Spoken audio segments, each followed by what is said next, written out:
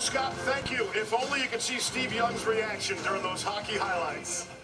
Hockey highlights? We don't have enough drama here.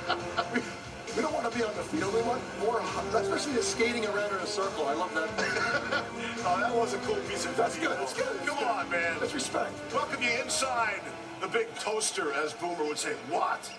Trent, you playing at 100% again? I'm back. 98, 99? I'm back. I missed you guys last week. Ray Lewis is in a different kind of pain. We'll get to that shortly. Here's Steve Young as well. Oh, he's straight up. I didn't say anything, bro. I'm in a different type of pain. I didn't say anything. What do you mean? That Well, was your all him. Ravens. Yeah, but no, he's I'm fine. straight up. He's going to tell you the facts of life. It's not like It wasn't straight up on the bus, was he? He was a little All right, so this, upset. guys, this game, this was workmanlike, Yes. unspectacular, and yet got very messy towards the end. And I won't speak for you. I love the extra point rule. The missed extra point That's good, huh? made it a one-possession game. But up until the end, very clean by the Arizona Cardinals. You can tell a good team by how they control a football game on both sides. They control on offense with really good offensive line play, hard running, precision passing by Carson Palmer. And then on defense, this defense, they can stop the run up front.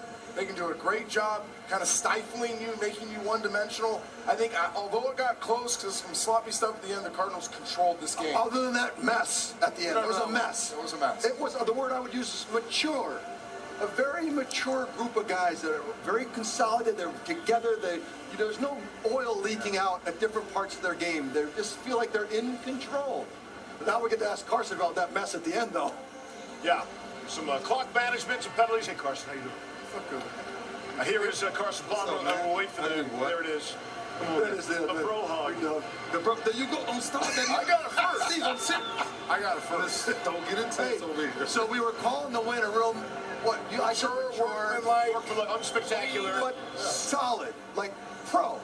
A real pro victory, except whatever that mess was at the end. So help us out. Just do the last 2 minutes, and then we'll cover the great stuff. Well, we felt like we had the game in hand, and we needed one more drive. We didn't have the drive. I had the intentional grounding penalty, which is my bad. Stupid play by me. The punt block, and all of a sudden you let him back in. But that's what you want on Monday Night Football. We made it a game at the end. For all, look at all these fans. These fans love it. All these Card fans out here in the audience. He's a ratings hog. Tell Andre Ellington to stay in bounds on the 3rd and 3 play on the. Okay. I think he had a chit-chat with BA on the sideline. Right. That didn't go well for him. Well, let's go to the good stuff, because there's a lot of it with your team, and especially with you. Your footwork, I think, translates to the accuracy. All night long, the balls were exactly where you wanted them. And your footwork, I've never seen your feet so alive. What's happened? Well, I mean, it's a lot of work. I spend a ton of time on the mechanics, on the little things, because that's the position, as you guys know. Your feet, your base, having a foundation underneath you, being able to deliver the ball, being able to step into throws. I spend a ton of time on it every single day. The first 25 minutes of practice is all footwork and mechanic stuff, and then practice starts. You can tell it's made a huge difference in your game, and I think that's why, for all of us, we just watch we talked about before the game, the intellectual requirements of Coach Arians and what he asks every week of you especially. Can you talk about that? There's a lot on the quarterback's plate in this offense. There's a ton of empty protection. There's a lot of adjustments at the line of scrimmage. There's a lot of run game checks.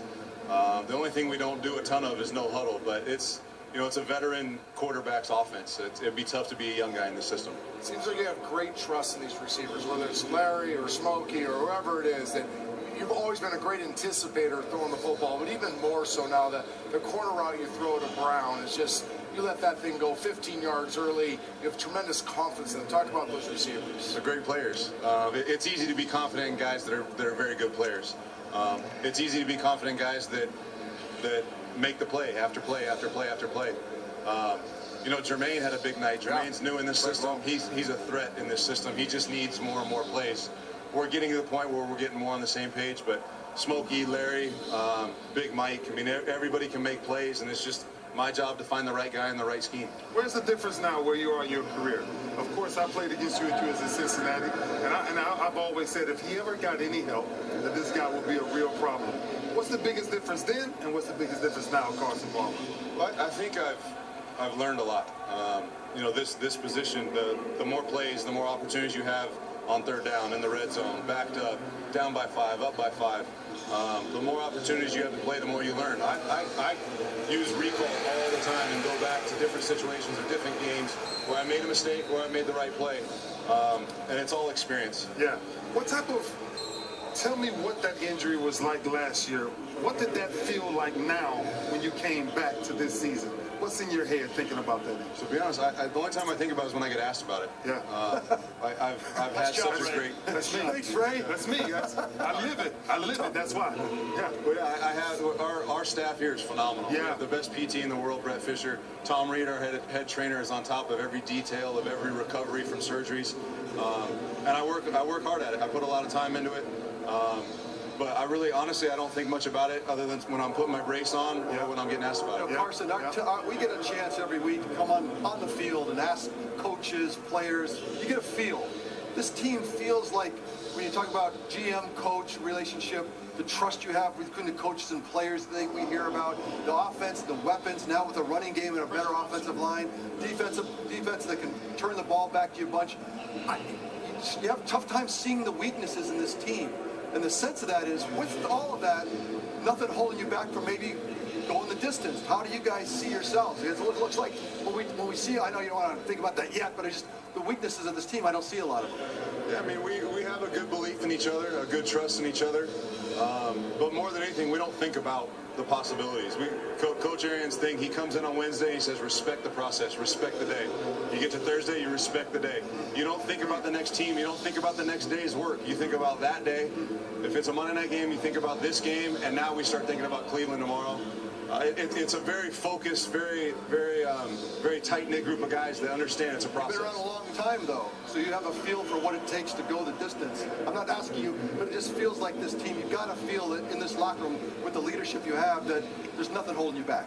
No doubt, no doubt. I mean, it's a great mix of veterans that are great leaders. You know, we pick up a guy like Dwight Freeney a couple days ago, Chris Johnson.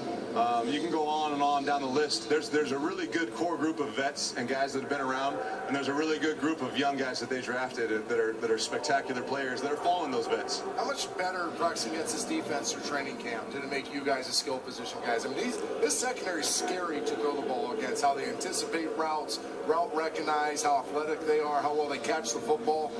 Yeah, they're all playmakers. And even more than that, with all the protection stuff we try to do on offense, they bring a ton of different looks. There's different fronts, there's different blitzes.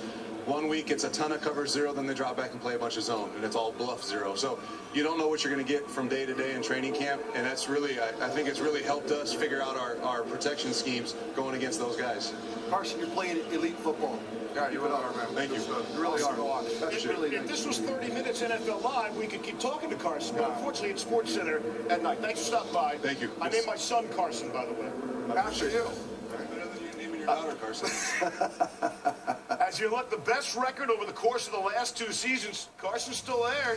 You see your name on that. Feel pretty good about that, right? Another day. Respect the day, right?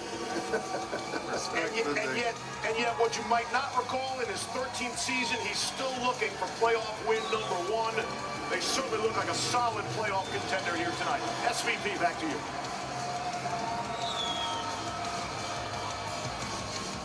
The Postgame Report is brought to you by GMC. We are